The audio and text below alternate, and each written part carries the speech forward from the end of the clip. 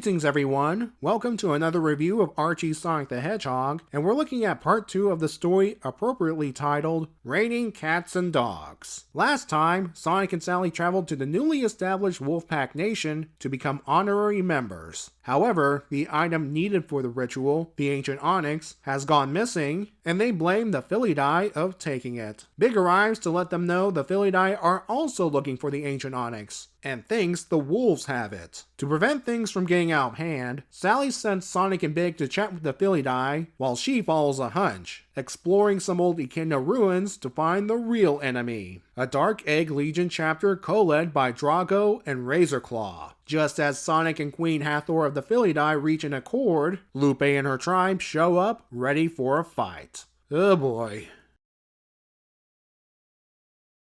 Sonic is like, "Hey Lupe, I had the situation under control until you showed up." In her defense, Lupe was getting a little worried, so she gathered a small force to back Sonic up and to take back the ancient onyx. They all assume Sally is safe, unaware of what happened to her last time. Queen Hathor accuses Sonic and Big of being spies for the wolves, and the two leaders soon get into a heated argument over the ancient onyx, as well as land ownership. The one person who could possibly defuse the situation is currently tied up by the real villains. And look where she's right next to. The ancient onyx, aka the Black Emerald. Drago gloats at his victory. However, Sally decides to pull a page from James Bond and stroke the villain's ego enough so they can share valuable intel. It definitely works on Drago as he starts spilling the beans. After Eggman made the Dark Legion his new standing army, he apparently liked the aesthetic so much, he's forcing the rest of the Empire to adapt it. And since turning people into robots is no longer possible, they'll be turned into cybernetic soldiers via legionization. The reason Razorclaw's here? Well, after losing that duel with Locke back in issue 84, the Queen exiled him out of disgrace, and he hooked up with other exiled members of his clan. When Eggman arrived, well, you can fill in the blanks. As for Drago, he wanted power, pure and simple. Also, he was the one that came up with the idea to steal the ancient onyx in the first place. I'm surprised he still has a functioning brain, given all the times he's been hit in the head. Once Drago finishes telling Sally, and the audience, all the necessary info, he tries to decide what to do with her.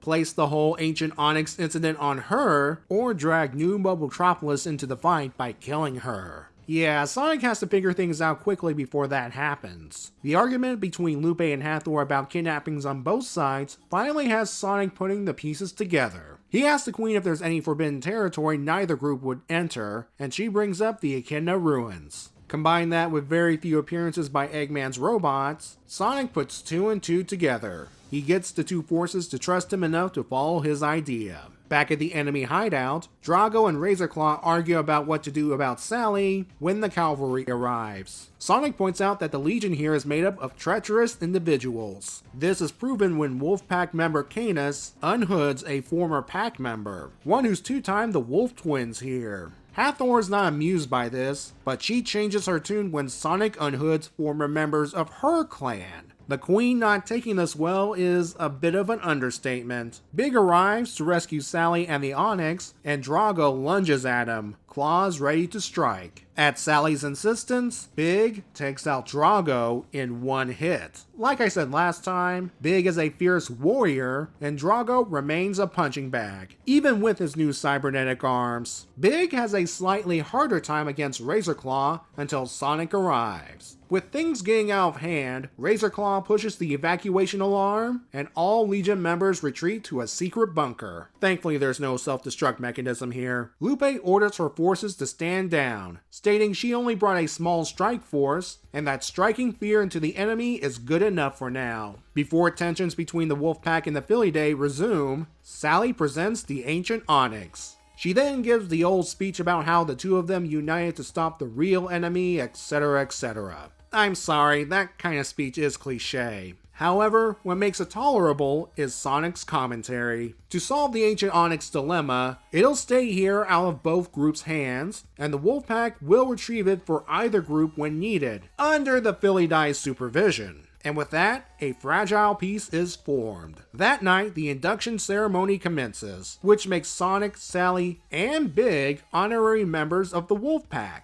Sonic notes that while the Onyx is emerald-shaped and has tremendous power, it's not a Chaos Emerald. Back in New Mobotropolis, Rotor and Penelope are busy with council stuff when Hamlin arrives with bad news. The Walrus Herd is in the hands of the Dark Egg Legion.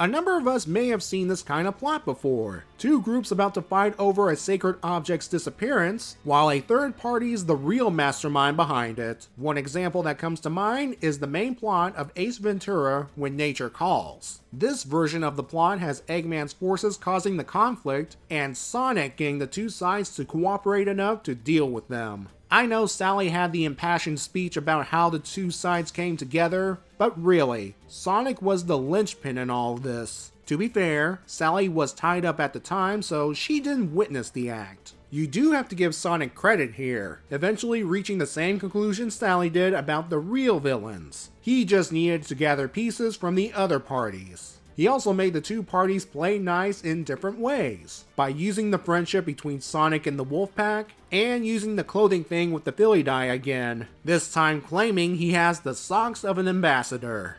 I don't know about you, but I got the impression that Sally was annoyed at being the damsel in distress. At least she uses her time to gather intel for herself, and again, the audience. Fans who were reading the comic at the time were probably thinking, yeah, I know all about Legionization from the Iron Dominion arc, and the idea of other chapters thanks to the Down Under group in Knuckles' Sonic Universe arc. I think the idea was to more elaborate how the operation works, and it's also for the benefit of any new fans who picked up the book for the first time. To briefly touch on the resolution between the Wolfpack and the Felidae, as cliche as Sally's speech was, it did forge a fragile peace between Lupe and Hathor. I consider Big to be the standout character in this issue. Not only did he keep the two leaders from killing each other by standing in between them, he gives Drago exactly what he deserves. And hey, even the Wolves respect him enough to induct him as an honorary member. He's still going to New Mobotropolis when this is all over. Let's talk about the MacGuffin everyone's been clamoring over, the Ancient Onyx. Nice of Ian to give it a bigger role in the story. Remember, it originally served as a substitute prison for Chaos and Tikal in the Sonic Adventure adaptation, since the Master Emerald didn't exist until issue 56. And at the end of said adaptation, the two, along with several Chow, returned to it. Maybe that's the odd power Sonic felt, the presence of a water monster, an Echidna ghost, and 7 Chow. It would explain why he didn't get pulled into the Special Zone along with all the Chaos Emeralds in the universe. Besides its origin being tied to the Days of Fury, there are still mysteries about the Ancient Onyx which will sadly remain unsolved due to real-life circumstances. Although the current solution to the Ancient Onyx dilemma, leaving it in the Forbidden Echidna ruins, bugs me a bit.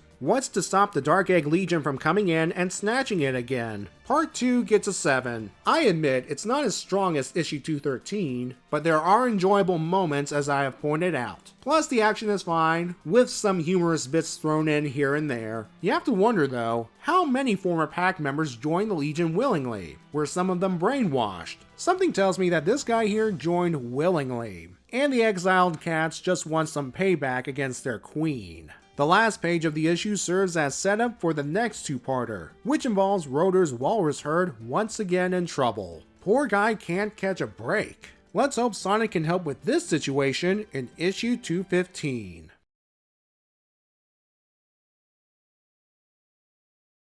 Since you guys are probably flying home with Big, here's some advice. Don't let the cat take the controls. Trust me.